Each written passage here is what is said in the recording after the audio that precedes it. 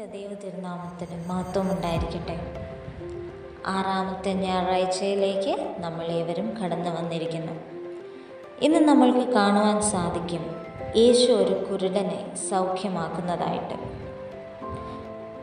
ഞാനൊന്ന് ചോദിച്ചോട്ടെ, കുറച്ച് നേരത്തേക്ക് പോലും നമ്മൾ നമ്മുടെ കണ്ണുകളൊന്ന് അടച്ചു വെച്ചാൽ, or else if you are blindfolded, what is it that you see in front? Blank. അന്ധകാരം, ഇരുട്ട് മാത്രം അല്ലേ? ഒന്ന് ചിന്തിച്ചു നോക്കൂ. ജനിച്ചപ്പോൾ മുതൽ അന്ധകാരത്തിൽ മാത്രമായിരുന്ന ആ മനുഷ്യനെ കുറിച്ച്. അവൻ ഇന്ന് യേശുവിൻ്റെ മുന്നിൽ പ്രതീക്ഷയോടെ വരുവാണ്, പ്രകാശം ലഭിക്കുമെന്ന്. ഈ അധ്യായത്തിൽ പറയുന്നു, യേശു അവൻ്റെ കണ്ണുകളിൽ അവൻ്റെ തുപ്പൽ കൊണ്ട് കളിമണ്ണ് കുഴച്ച് അവൻ്റെ കണ്ണുകളിൽ പുരട്ടുകയും അത് കഴിഞ്ഞ് ശീലോഹ വെള്ളത്തിൽ പോയി കഴുകാനായിട്ടും അവനോട് പറയുന്നു.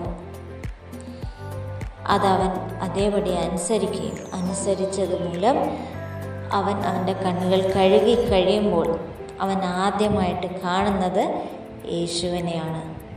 പ്രകാശം ലഭിക്കുവാണ് അവൻ്റെ ജീവിതത്തിൽ അന്ന് ആദ്യമായിട്ട്.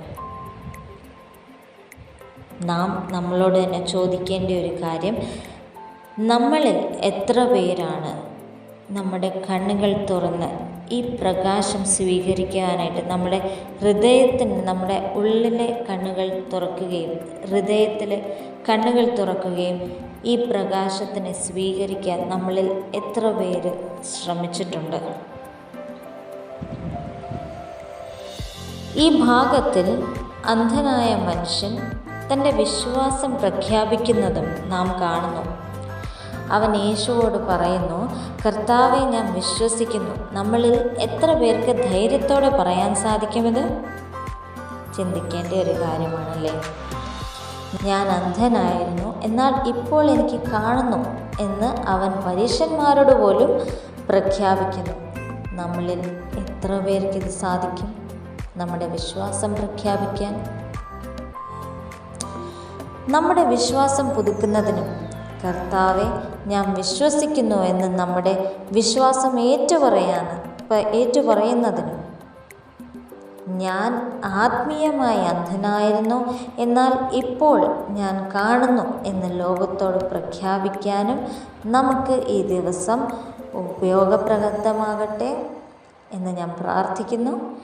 Until the next time we meet, stay blessed, be a blessing to all.